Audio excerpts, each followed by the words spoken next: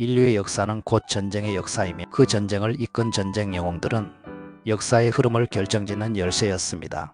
때로는 민족을 구했고 때로는 문명을 무너뜨렸으며 전략과 용기 그리고 신념으로 인류의 미래를 재편했던 위대한 전쟁의 지도자들. 이 다큐멘터리에서는 고대부터 현대까지 세계사 속 가장 위대한 전쟁 영웅 10인을 시대순으로 조명합니다. 단순한 영토 확장이 아닌 인간의 한계와 전략의 정수를 보여준 인물들, 그들의 삶과 전쟁, 승리와 좌절의 이야기를 통해 우리는 전쟁이란 무엇이며 진정한 영웅이란 어떤 존재인가를 다시 생각하게 될 것입니다. 1. 알렉산더 대왕, 정복의 천재. 기원전 4세기 고대 그리스 북부 마케도니아 왕국에서 한 젊은 왕이 세상의 중심으로 등장합니다. 그의 이름은 알렉산더 대왕. 그는 단 13년이라는 짧은 시간 동안 그리스에서 시작해 소아시아, 이집트, 페르시아 그리고 인도의 북서부까지 세계를 정복하며 인류 사상 유례없는 제국을 세웁니다. 그러나 그의 정복은 단순한 군사적 영토 확장이 아니었습니다. 알렉산더는 전쟁의 예술가이자 문명의 통합자였습니다. 그는 20살의 나이에 왕위에 올라 부친 필리포스 2세가 이루지 못한 페르시아 정복의 꿈을 실현하고자 출정합니다. 그 첫 관문은 험난했습니다. 강력한 페르시아 제국의 다리우스 3세가 아시아를 지배하고 있었고 수적으로, 물자적으로 알렉산더의 군대는 열세였습니다. 그러나 알렉산더는 전장을 지휘하는 천재였습니다.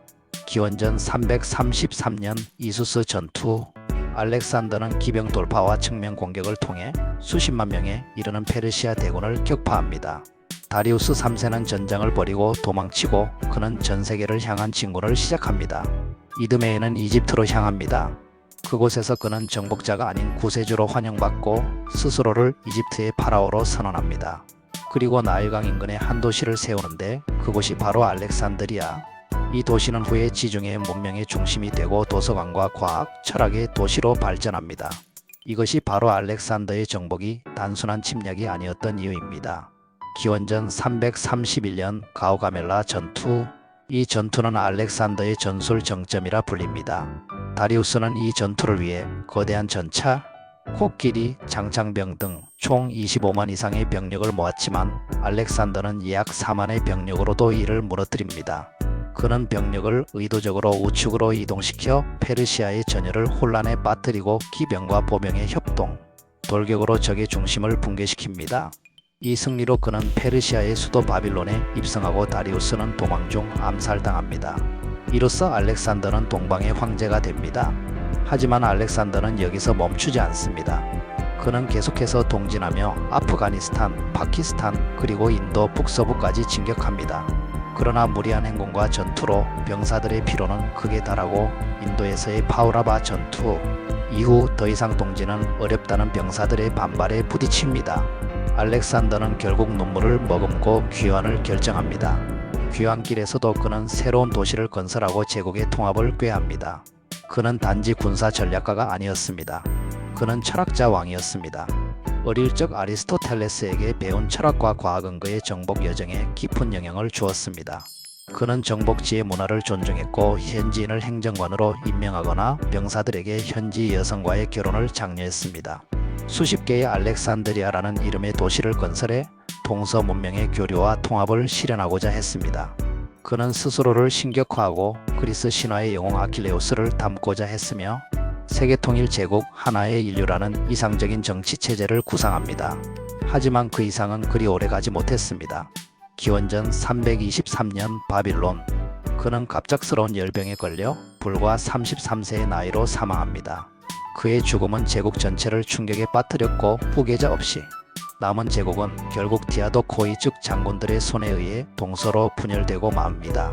그러나 알렉산더가 남긴 헬레니즘 문명은 수백 년간 지중해와 중동을 지배하며 후대의 로마, 이슬람 문명에도 깊은 영향을 끼칩니다.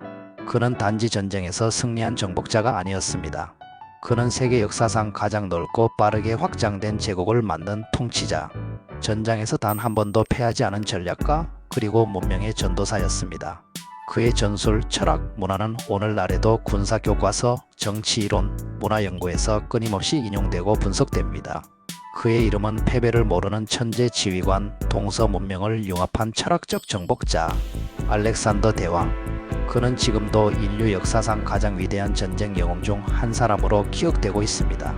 이 한니발 바르카, 코끼리를 이끌고 알프스를 넘다. 기원전 3세기 지중해를 둘러싼 패권 다툼이 극에 달한 시기, 북아프리카의 상업제국 카르타고에서 로마를 가장 두렵게 만든 천재 장군이 등장합니다. 그의 이름은 한니발 바르카, 바르카는 벼락이란 뜻. 그 이름처럼 그는 로마 공화정의 전율과 충격을 안겨준 전쟁의 번개였습니다. 어린 시절 그는 아버지 하밀카르로부터 로마는 반드시 멸망시켜야 할 원수라는 교육을 받습니다. 그리고 그 말은 그의 평생을 지배하는 사명이 됩니다. 기원전 218년 그는 제2차 포에니 전쟁의 서막을 엽니다. 무려 9만의 병사, 수천 기병, 그리고 37마리의 전투 코끼리를 이끌고 알프스 산맥을 넘는 불가능한 행군을 감행합니다. 로마는 그가 이탈리아 반도로 육로를 통해 직접 쳐들어올 것이라고는 꿈에도 생각하지 못했습니다. 그의 대담한 기습은 로마에게 전략적 충격을 주었고 전쟁의 흐름을 완전히 뒤흔듭니다.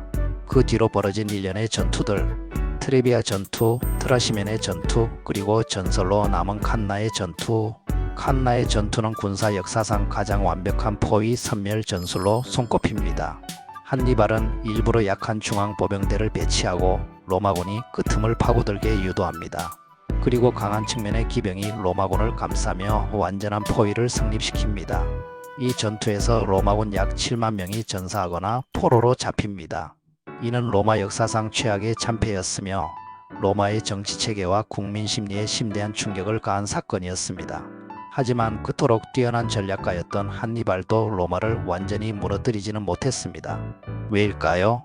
그는 로마를 향해 곧장 진격하지 않고 이탈리아 각 도시국가를 회유하고 로마의 동맹을 무너뜨리는 데 집중합니다. 하지만 로마는 생각보다 강했습니다. 집요한 반격과 철저한 동맹 유지 전략으로 버텨냅니다. 무엇보다 치명적이었던 것은 카르타고 본국의 비협조였습니다. 한니발은 여러 차례 본국의 병력과 자원 지원을 요청했지만 정치적 계산과 내분 속에서 충분한 원군을 받지 못합니다.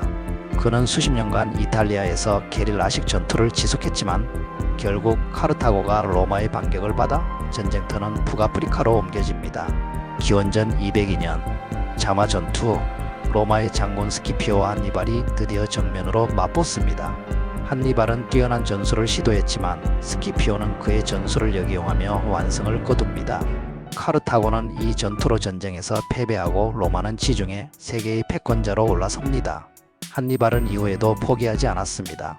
정치가로 변신해 카르타고의 개혁을 시도하고 시리아와 비잔티움 등지에서 로마에 맞설 연합을 꾸리려 시도합니다. 하지만 그의 존재는 로마에겐 언제나 위협이었고 끝내 그는 추적을 피해 스스로 독약을 마시고 생을 마감합니다. 그의 나이 약 64세, 삶의 대부분을 전쟁터에서 보낸 인생이었습니다. 그는 땅을 넓히진 못했지만 전쟁의 기술을 재정의한 전략가였습니다. 그의 전술은 나폴레옹, 클라우제비츠, 롬멜 등 후대의 수많은 군사 이론가와 장군에게 영향을 주었습니다. 심리전, 기만전, 포위선멸, 지형활용, 기동전술 등 한니발은 전술이라는 개념에 심오한 철학과 창의성을 입혔습니다. 로마를 상대로 보여준 그 수많은 명장면은 오늘날 군사학교의 교과서로 쓰이고 있습니다.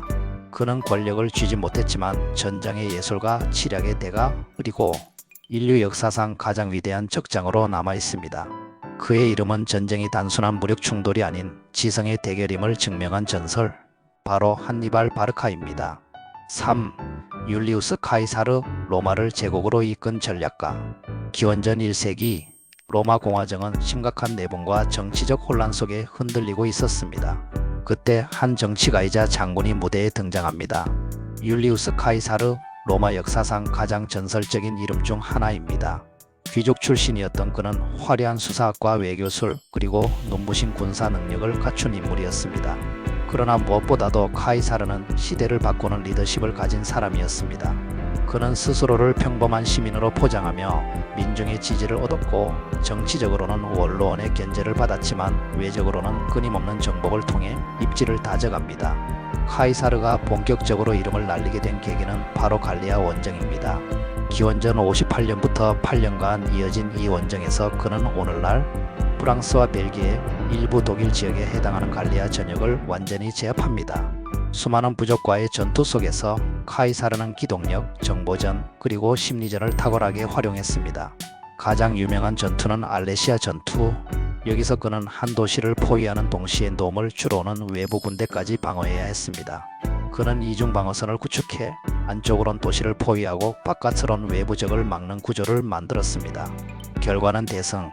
카이사르는 단지 힘이 아닌 구조적 사고와 전략적 계산으로 수적 열세를 극복했습니다. 이러한 연전연승은 그를 단순한 장군이 아닌 전쟁의 설계자로 만들었습니다. 그는 병사들과 항상 같이 자고 같이 먹으며 절대적인 신뢰를 얻었습니다. 병사들은 그를 위해 목숨을 바쳤고 그는 병사 한 명 한 명의 이름을 기억하며 사기를 끌어올렸습니다. 하지만 그의 성공은 정치적으로는 큰 위협이 되었습니다. 로마 원로원은 그의 권력을 두려워했고 카이사르의 해임을 명령합니다. 기원전 49년 카이사르는 북이탈리아에 있는 루비콘 강 앞에서 망설입니다. 강을 넘으면 반란군이 되고 넘지 않으면 모든 것을 잃게 됩니다. 그는 결국 결단을 내리며 역사에 남을 말을 남깁니다. 주사위는 던져졌다. 이로써 로마 내전이 시작됩니다. 카이사르는 순식간에 로마를 장악하고 이집트로 도망친 적수 폼페이우스를 추격합니다. 이집트에선 클레오파트라와 동맹을 맺고 정치적, 군사적 입지를 더욱 강화합니다. 내전의 승자가 된 카이사르는 종신 독재관으로 임명됩니다. 그는 단순한 지휘관이 아닌 정치 개혁자이자 행정가로 변모합니다. 그는 율리우스력이라 불리는 새 달력 체계를 도입하고 지방민에게 시민권을 확대하며 토지 재분배, 빈민구제, 도시 재건 등 로마 사회 전반에 획기적인 개혁을 단행합니다. 하지만 이런 강력한 권력은 기존 공화정 체제를 중시하던 원로원에게는 엄청난 위협이 됩니다. 기원전 44년 3월 15일 카이사르는 원로원 회의장에서 암살당합니다. 그를 찔러 죽인 자들 중에는 그의 절친 브루투스도 있었습니다. 죽기 전 그는 이렇게 말합니다. 브루투스, 너 맞아? 그의 죽음은 로마 시민을 충격에 빠뜨리고 곧바로 로마는 또 다른 내전의 소용돌이에 휘말리게 됩니다. 그러나 아이러니하게도 그의 죽음은 결국 로마 제국의 탄생을 앞당기는 계기가 됩니다. 카이사르의 양자인 옥타비아누스가 내전을 제압하고 초대 황제 아우구스투스가 되면서 로마는 본격적인 제국 시대로 접어들게 됩니다. 카이사르는 전쟁과 정치를 모두 이해한 탁월한 리더였습니다. 그는 수많은 개혁을 통해 정의롭고 효율적인 국가를 구상했고 그의 통치는 군사력과 행정, 능력의 완벽한 결합이었습니다. 그는 황제가 된 적은 없지만 황제라는 개념의 시초가 된 인물이었고 실제로 그의 이름 카이사르는 후대의 시적 카이저 차르라는 제왕의 호칭이 되어 전 세계에 전해지게 됩니다. 그는 시대를 통찰한 전략가이자 정치를 바꾼 혁신가, 로마를 공화정에서 제국으로 이끈 설계자였습니다. 역사는 그를 전쟁과 정치의 경계를 넘은 남자 율리우스 카이사르로 기억합니다. 4. 칭기즈칸 유라시아를 통일한 유목의 전설. 12세기 말 광대한 몽골 초원 유목민의 땅에서 한 소년이 태어납니다.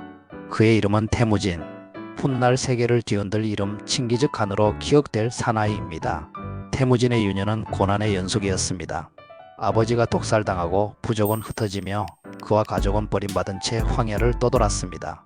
그는 굶주림 속에서 생존하는 법을 배웠고 언제나 자신의 힘으로 스스로를 증명해야 했습니다. 이러한 생존 투쟁은 그에게 강인함과 의지 그리고 복수를 향한 열망을 심어줍니다. 소년 태무진은 언젠가 몽골의 모든 부족을 통일하겠다고 맹세합니다. 그리고 수년이 흐른 뒤 그는 그 약속을 지켜냅니다. 강력한 카리스마와 인재 등용, 피보다 능력을 중시한 지배체제로 몽골 부족들을 하나의 힘으로 묶어냅니다. 1206년 그는 마침내 몽골 제국의 칸으로 추대됩니다. 이때부터 그는 칭기즈칸, 즉 세상의 지배자라는 칭호를 얻게 됩니다. 그의 정복은 유라시아 대륙 전체를 무대로 펼쳐집니다. 북중국의 금나라, 서아, 서여, 중앙아시아의 호라정 왕국, 이슬람 세력과 유럽 변경 국가들까지 그가 진군하는 곳마다 기존 질서는 무너지고 새로운 지배체제가 세워졌습니다. 칭기즈칸의 군사 전략은 단순한 힘의 집중이 아니었습니다. 그는 기동성, 기습, 심리전, 그리고 정찰을 통해 적이 싸우기도 전에 패하게 만들었습니다. 특히 몽골 기병대는 하루 100km 이상을 이동하며 기습과 포위를 번개처럼 수행했습니다. 그는 통신체계를 체계화했습니다. 야사라고 불리는 전령 시스템은 수백 킬로 거리의 명령도 신속히 전달하게 했습니다. 이 야사의 네트워크는 단지 군사적 목적이 아니라 무역, 행정, 정보 수집까지 포괄하는 세계 최초의 글로벌 시스템이라 평가됩니다. 그는 적국에 먼저 항복을 권했습니다. 항복하면 자치권과 보호를 보장했지만 저항하면 도시 전체를 소멸시켰습니다. 이러한 공포의 전략은 적의 심리를 꿰뚫는 심리전이었고 수많은 도시가 싸우지 않고 투항하게 만들었습니다. 그러나 그는 단순한 파괴자가 아니었습니다. 그는 문화를 존중했습니다. 종교의 자유를 보장했고 유대인, 이슬람, 불교, 기독교 지도자 모두와 대화했습니다. 정복한 지역의 지식인과 기술자를 등용했으며 상업을 장려하고 실크로드를 안전하게 관리했습니다. 칭기즈 칸의 법률 야율법은 사유재산보호, 혼인제도, 상거래 규칙 등 유목민 사회에 새로운 질서를 부여했습니다. 그는 질서를 통해 파괴가 아닌 새로운 문명의 탄생을 유도한 인물이었습니다. 칭기즈 칸은 단순한 유목의 정복자가 아니었습니다. 그는 행정가, 통합자, 문화 전달자였습니다. 중국 북부와 페르시아, 러시아, 중앙아시아는 그의 제국 아래 하나의 네트워크로 연결되었고 이는 동서 문명의 교류를 급격히 촉진시켰습니다. 그가 죽은 후 제국은 4개의 강국으로 분열되지만 몽골 제국의 유산은 그 후에도 수세기 동안 지속됩니다. 원나라의 성립, 티무르 제국의 등장, 러시아 제국의 행정 시스템, 오스만 제국의 중앙 통제 제도까지 칭기즈 칸의 영향력은 지리적, 문화적, 제도적으로 광범위하게 퍼져나갔습니다. 그의 이름은 종종 파괴와 학살로 기억되기도 하지만 오늘날 많은 역사학자들은 그를 문명 교류의 촉진자, 질서와 네트워크의 설계자로 평가합니다. 그는 아리스토텔레스나 플라톤처럼 철학자는 아니었지만 그의 통치 방식은 효율과 통합의 철학이 담긴 체계였습니다. 전쟁의 방식, 국가의 구성, 문명의 연결. 그는 모든 영역을 뛰어넘어 하나의 새로운 세계 질서를 설계했습니다. 칭기즈 칸. 그는 말 위에서 제국을 세운 사나이이자 혼돈을 질서로 바꾼 위대한 개혁자였습니다. 오늘날까지도 그는 유라시아 대륙을 통일한 전설, 가장 위대한 정복자이자 설계자로 인류사에 깊은 흔적을 남기고 있습니다. 5. 이순신, 바다를 지배한 위대한 제독. 16세기 말 조선은 가장 치명적인 위기를 맞이합니다. 1592년 일본의 대대적인 침략으로 임진왜란이 발발합니다. 압도적인 병력, 빠른 진격, 무너지는 방어선. 그야말로 조선의 운명이 위태로웠습니다. 그러나 이 절망적인 상황 속에서 한 명의 장군이 역사의 흐름을 뒤바꿔 놓습니다. 바로 이순신, 조선을 지켜낸 바다의 영웅입니다. 이순신 장군은 1545년 서울 건천동에서 태어났습니다. 가난했지만 학문과 무예에 뛰어났고 수차례 낙방 끝에 32세의 무과에 급제합니다. 그는 권세와 인맥이 없었지만 공정하고 청렴한 자세로 점차 인정받기 시작합니다. 1591년 전운이 감도는 조선. 이순신은 전라좌수사에 임명되어 남해의 방어를 맡습니다. 그는 누구보다 전쟁을 준비하고 있었습니다. 병사들을 훈련시키고 군선을 수리하고 무기를 정비하며 해안 지형을 철저히 조사합니다. 그리고 전설의 시작 1592년 5월 옥포해전이 벌어집니다. 조선 수군이 거둔 첫 승리였고 이순신은 단숨에 일본군의 공포의 대상이 됩니다. 이어지는 하포, 적진포, 당포, 당항포 해전. 모든 전투에서 이순신은 완벽한 승리를 거둡니다. 이순신의 전략은 단순히 싸워 이기는 것이 아니었습니다. 전투 전에 적의 이동을 예측하고 조류와 지형을 철저히 분석하며 불리한 상황에서도 유리한 고지를 선점했습니다. 그는 전투마다 병사들과 함께 앞장섰고 신뢰와 존경을 받는 장군이 되었습니다. 그 중심에는 그가 설계한 거북선이 있었습니다. 거북선은 철갑으로 덮인 전함이었습니다. 화포를 장착하고 돌격의 강한 구조로 만들어졌죠. 적의 배에 부딪혀도 깨지지 않고 적이 배 위로 뛰어올라올 수 없도록 설계되어 해상 전투에서 엄청난 위력을 발휘했습니다. 하지만 전쟁은 순탄치 않았습니다. 정치적 모함, 무능한 상관, 그리고 도요토미의 집요한 침공. 그 절정은 바로 한산도 대첩입니다. 이순신은 하객진 전술로 일본 수군을 유인한 뒤 포위에 괴멸시킵니다. 이 승리로 조선은 제해권을 완전히 장악하게 됩니다. 그러나 아이러니하게도 가장 많은 승리를 거둔 이순신은 모함을 받아 체포되고 백의종군하게 됩니다. 그는 병사도 고난도 없이 군대에 합류했고 눈물을 머금고 참으며 다시 기회를 기다립니다.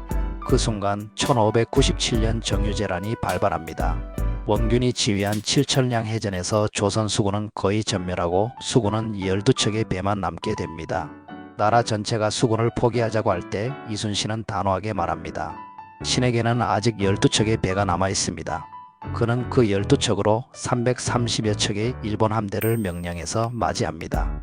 험준한 물살과 올돌목의 조류를 이용한 이순신의 전술은 적의 대형 함선들을 무력화시켰고 결국 일본군은 대패하고 도망치게 됩니다. 이 전투는 세계 해전사에서도 기적같은 승리로 기록됩니다. 이순신의 리더십과 통찰력 그리고 조국을 향한 절절한 충성이 빛난 순간입니다. 1598년 전쟁의 마지막 노량해전에서 이순신은 전사합니다. 싸움이 급하니 나의 죽음을 알리지 말라. 그는 죽는 순간까지 전투를 지휘했습니다. 조선 수군은 그의 뜻대로 끝까지 승리했고 왜군은 결국 철수하게 됩니다.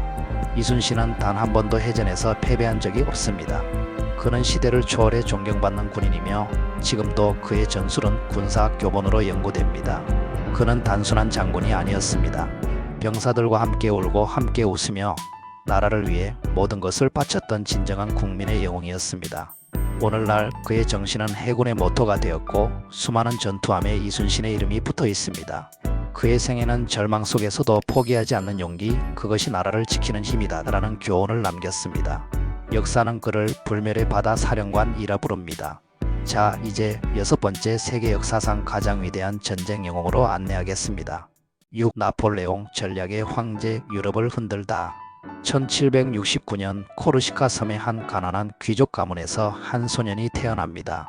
그의 이름은 나폴레옹 보나파르트. 훗날 유럽 전역을 뒤흔들 인물의 시작이었습니다. 어린 시절부터 그는 독립심이 강하고 군사와 수학에 천재적인 재능을 보였습니다. 프랑스 본토로 유학을 떠난 그는 불어도 제대로 하지 못했지만 포병술과 전략학에서는 누구보다 뛰어났습니다. 1789년 프랑스 혁명이 일어나고 사회가 혼란에 빠지면서 나폴레옹은 기회의 문을 엽니다. 1793년 툴롱 전투에서 탁월한 포병 전략으로 반란군을 진압하며 이름을 알리게 됩니다. 그는 순식간에 장군으로 승진하고 1796년 이탈리아 원정군의 총사령관으로 임명됩니다. 이탈리아 원정에서 그는 가난한 군대를 이끌고 오스트리아군과 여러 번 충돌합니다. 그러나 기민한 기동과 적절한 타이밍의 공격으로 거듭 승리를 거둡니다. 이 원정은 단순한 군사작전이 아니었습니다. 그는 전장에서 전설이 되었고 정치적으로도 스타가 되었습니다. 그의 다음 무대는 이집트였습니다. 프랑스의 동방 진출을 위해 시작된 이 원정은 과학자와 예술가들도 대동한 문화적 탐험이기도 했습니다. 그러나 나일강 해전에서 넬슨 제독에게 패하면서 전략적으로는 실패로 남습니다. 하지만 나폴레옹은 언제나처럼 실패를 기회로 바꾸는 법을 알았습니다. 이집트에서 몰래 프랑스로 귀환한 그는 쿠데타를 일으켜 통영 정부를 수립합니다. 1804년 그는 마침내 스스로 황제의 자리에 오릅니다. 스스로 왕관을 쓰며 신보다도 권위를 내세운 그 순간 유럽은 새로운 시대를 맞이합니다. 이후 나폴레옹은 본격적으로 유럽 정복에 나섭니다. 1805년 오스트리아와 러시아의 연합군을 맞아 아우스트리츠 전투를 벌입니다. 이 전투에서 그는 중앙 돌파와 역포위 전략을 통해 연합군을 완벽히 격파합니다. 군사 역사상 가장 완벽한 전투 중 하나로 평가됩니다. 이어지는 전쟁 속 프로이센, 러시아, 스페인까지 그의 군대는 모든 곳을 누볐고 프랑스는 유럽의 중심으로 떠오릅니다. 그는 단순한 군사 지휘관이 아닙니다. 행정, 법률, 교육, 금융 제도까지 근대국가의 기틀을 마련했습니다. 특히 나폴레옹 민법전은 오늘날까지 전 세계 법제도에 영향을 주고 있습니다. 하지만 그에게도 그림자는 있었습니다. 끊이지 않는 전쟁, 국민의 피로감, 반란과 저항, 특히 스페인에서는 게릴라전에 시달리며 심각한 출혈을 겪습니다. 결정적인 실수는 1812년 러시아 원정이었습니다. 30만 명이 넘는 대군을 이끌고 모스크바까지 진격했지만 러시아의 초토화 전략과 혹한에 막혀 프랑스군은 거의 괴멸됩니다. 그의 몰락은 빠르게 다가왔습니다. 1813년 라이프치히 전투에서 패하고 1814년 그는 엘바 섬으로 유배됩니다. 그러나 그는 거기서도 끝나지 않았습니다. 불과 1년 만에 탈출해 다시 프랑스로 돌아옵니다. 수많은 병사들과 시민들이 그를 환영하며 황제 폐하 만세를 외쳤습니다. 이른바 백일천하의 시작이었습니다. 하지만 운명은 그를 다시 시험에 들게 합니다. 1815년 워털루 전투, 이번에는 영국의 웰링턴 장군과 프로이센군까지 연합해 나폴레옹을 상대합니다. 극적인 전투였지만 전세는 기울고 결국 그는 패배합니다. 두 번째 유배지는 세인트 헬레나 섬. 이번엔 철저히 고립된 곳이었습니다. 그곳에서 그는 내 인생은 이야기로도 충분히 극적이다 라고 남기고 1821년생을 마칩니다. 나폴레옹은 단지 정복자였을까요? 아니면 개혁자이자 정치가였을까요? 그는 전쟁의 영웅이면서도 민주주의의 적으로도 비판받습니다. 하지만 분명한 건 그는 유럽의 근대를 설계한 인물이며 군사사와 정치사의 거대한 이정표였습니다. 그의 전술은 오늘날에도 세계 각국의 군사학교에서 가르쳐지고 있습니다. 중앙 집중 돌파, 빠른 기동, 기만 전술, 그리고 모든 싸움은 정보에서 시작된다는 교훈까지 전쟁만이 아닌 행정과 법률, 교육의 영역에서도 그의 유산은 이어지고 있습니다. 오늘날 나폴레옹은 패배했지만 패배하지 않은 인물로 기억됩니다. 그가 진 건 워털루였지만 그가 남긴 영향력은 21세기에도 유효합니다. 그는 말했습니다. 불가능은 내 사전에 없다. 이 말처럼 그는 자신의 한계를 스스로 넘은 전쟁의 황제였습니다. 7. 게오르기 주코프, 동부전선의 승리자. 20세기 인류 역사상 가장 파괴적인 전쟁이 벌어졌습니다. 바로 제2차 세계대전.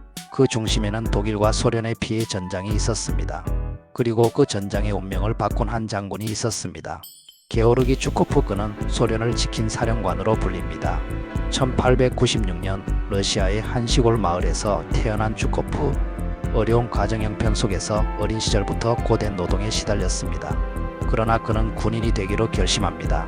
제1차 세계대전에 징집되어 실전을 경험하고 10월 혁명 이후 붉은 군대에 합류해 내전과 일본군과의 전투까지 거치며 철저한 실전형 지휘관으로 성장합니다.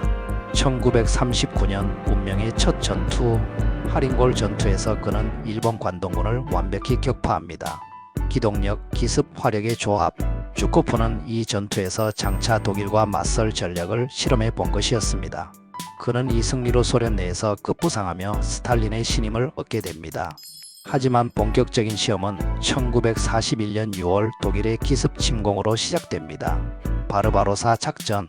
소련은 혼란에 빠지고 수도 모스크바마저 위태로워집니다.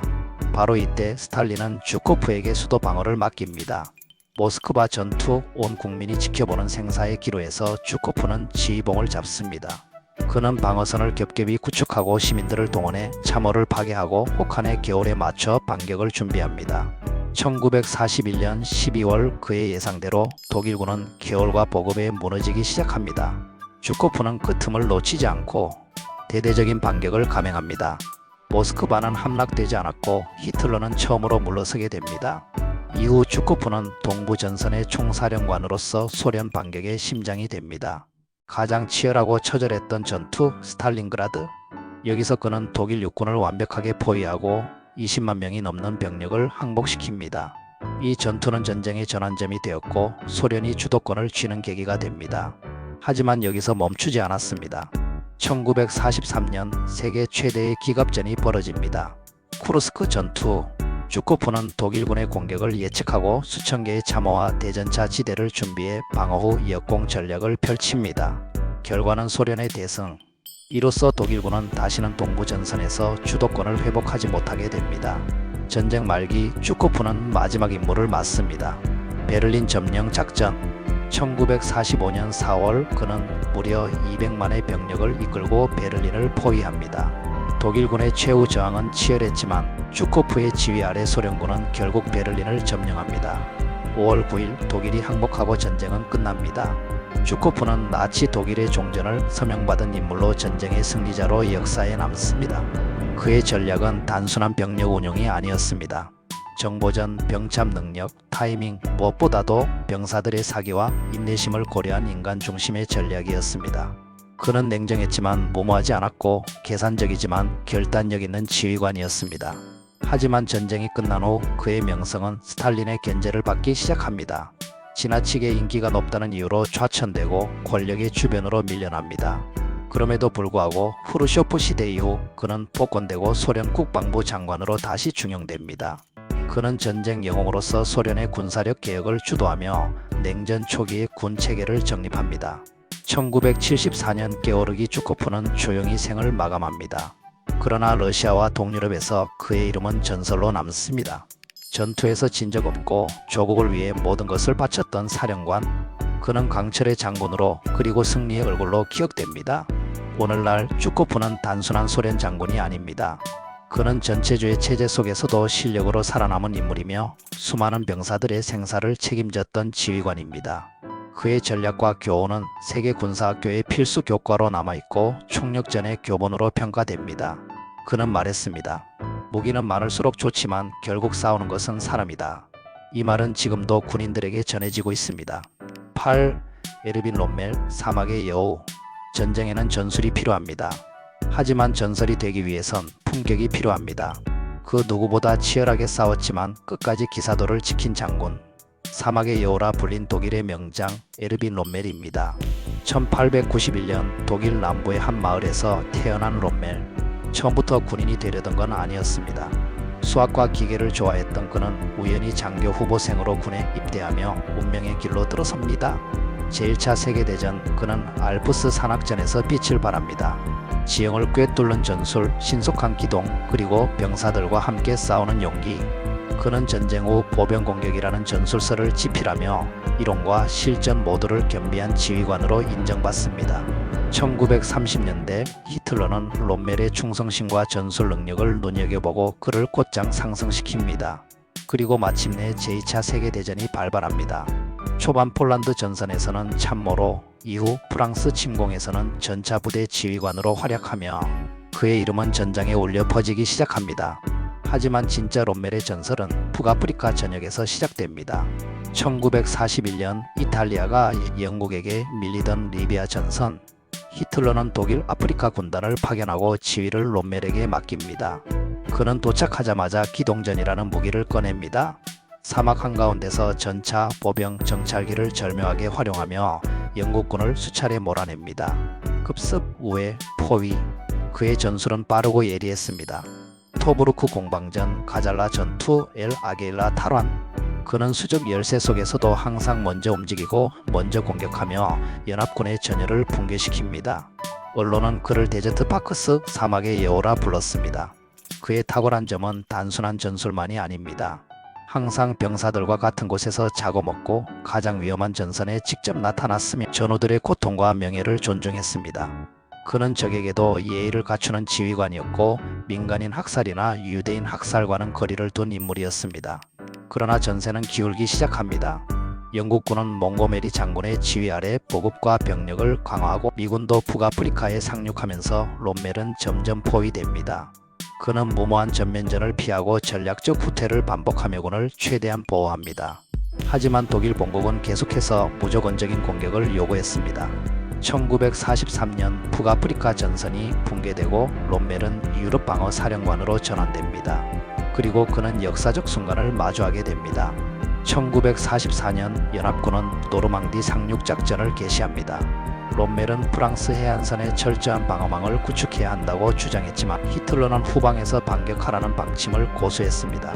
결국 그의 전략은 무시당했고 연합군은 해안에 발판을 마련하게 됩니다. 그리고 더 큰 파도가 닥쳐옵니다. 1944년 7월 20일 히틀러 암살 미수 사건 발생. 롬멜은 직접 참여하지 않았지만 연루된 인물들과 교류했고 히틀러에 대한 불만을 표출한 사실이 알려지면서 그 역시 의심받게 됩니다. 히틀러는 재판 없이 명예로운 죽음을 선택하라고 통보합니다. 롬멜은 가족을 지키기 위해 자택에서 자살을 선택합니다. 그는 53세였습니다. 그의 죽음은 전 세계적으로 충격을 주었습니다. 적군이었던 연합군 장성들도 진정한 군인의 죽음이었다며 경의를 표했습니다. 그는 패배했지만 품위를 지킨 사령관이었고 권력보다 원칙을 따랐던 군인이었습니다. 오늘날 롬멜은 존경받은 적군 장군이라는 독특한 위치에 서 있습니다.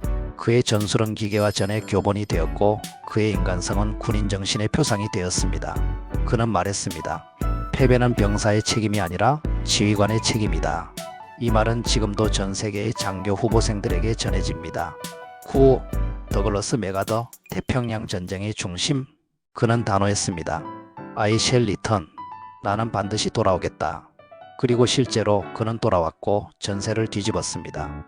더글러스 맥아더, 미국 역사상 가장 상징적인 장군, 태평양 전쟁의 주역이자 정치와 군사, 이상과 현실의 경계에 선 인물이었습니다.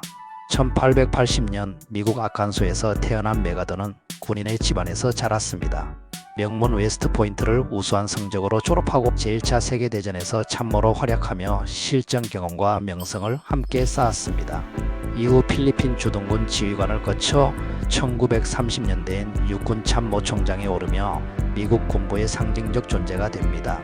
그리고 1941년 12월 7일 일본의 진주만 기습공격, 미국은 제2차 세계대전에 본격 참전하게 되고 메가더는 필리핀에서 일본군과 맞서 싸우게 됩니다.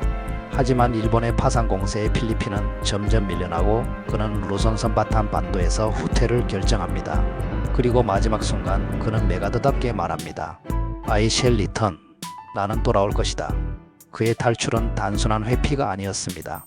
그 순간부터 그는 복수의 상징이 되었고 미국과 필리핀 국민에게 희망의 아이콘이 되었습니다.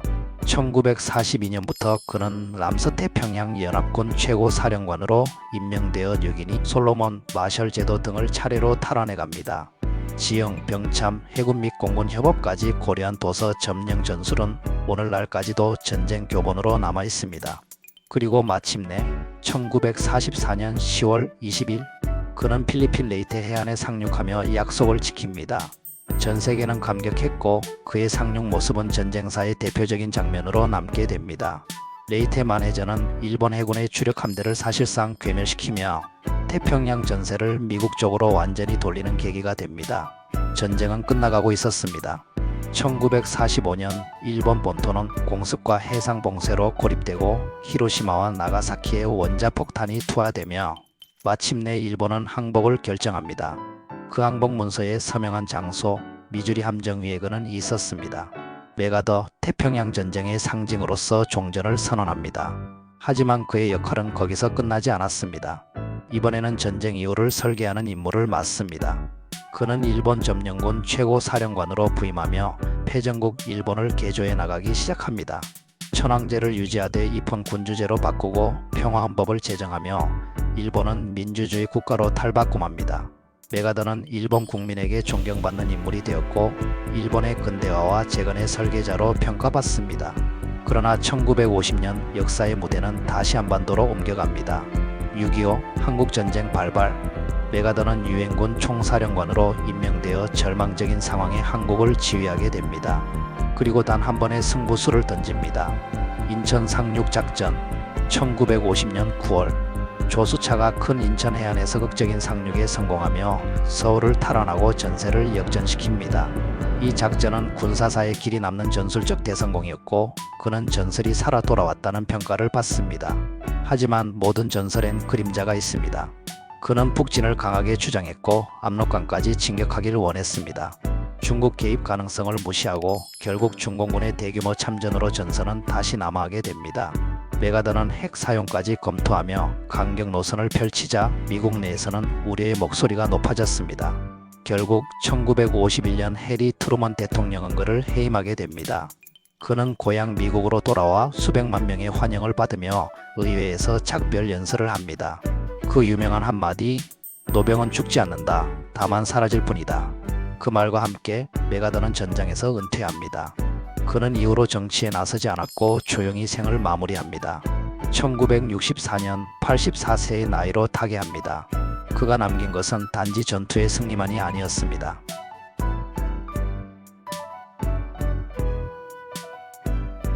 (1991년) TV 속의 한 장군이 전 세계에 생중계됩니다. 그의 전투는 단 한 번의 실수도 없었고 그의 말 한마디는 전쟁의 기준을 바꿔놓았습니다. 그의 이름은 노먼 슈워츠코프. 냉전의 종식과 함께 등장한 21세기형 전쟁 영웅 그리고 정밀 타격이라는 새 시대를 연 장군입니다. 1934년 뉴저지에서 태어난 노먼 슈워츠코프는 군인의 아들로 자라났습니다. 그의 아버지 역시 군 장교였으며 페르시아만 지역에서도 복무한 바 있었죠. 그 영향으로 그는 어릴 때부터 군사와 전략에 관심을 가지게 됩니다. 웨스트포인트를 졸업한 그는 베트남 전쟁에서 최전방을 경험합니다. 병사들과 함께 진흙탕 속을 뒹굴며 책상 장군이 아닌 현장형 리더로 명성을 쌓기 시작합니다. 그는 철저한 원칙주의자였습니다. 베트남 전장에서 그는 위험한 작전을 직접 지휘했고 자신이 지시한 명령엔 반드시 책임을 졌습니다. 그리고 그는 늘 병사들의 편에 서 있었습니다. 좋은 군대는 좋은 지휘관이 아니라 좋은 병사에서 시작된다는 그의 신념이었습니다. 시간은 흘러 1990년 역사는 그를 다시 전면에 호출합니다. 이라크의 사담 후세인이 쿠웨이트를 침공하며 중동의 전운이 감돕니다. 미국을 중심으로 다국 접근이 결성되고 작전 지휘권은 노먼 슈워츠코프에게 주어집니다. 그리고 그가 지휘한 작전의 이름은 사막의 폭풍 작전. 그는 압도적인 승리를 목표로 세웁니다. 단순한 무력 충돌이 아닌 정밀하고 짧으며 인명피해를 최소화한 작전. 그는 첨단 기술을 적극 도입합니다. GPS 기반 미사일, 위성통신, 스텔스 폭격기, 야간 전투 장비. 당시로서는 혁신적이었던 하이테크 전쟁이 시작된 것입니다. 1991년 1월 작전 개시와 동시에 5주간의 공중 폭격이 이어집니다. 이라크군은 지휘체계, 통신망, 레이더 기지를 잃고 마비 상태에 빠집니다. 그리고 이어진단 100시간의 지상전. 슈워츠코프는 좌측 갈고리라 불리는 대규모 우회 기동 작전을 통해 이라크군을 포위하고 괴멸시킵니다. 쿠웨이트는 해방되고 사상자 비율은 극히 낮았습니다. 이상에서 본 바와 같이 10인의 전쟁 영웅.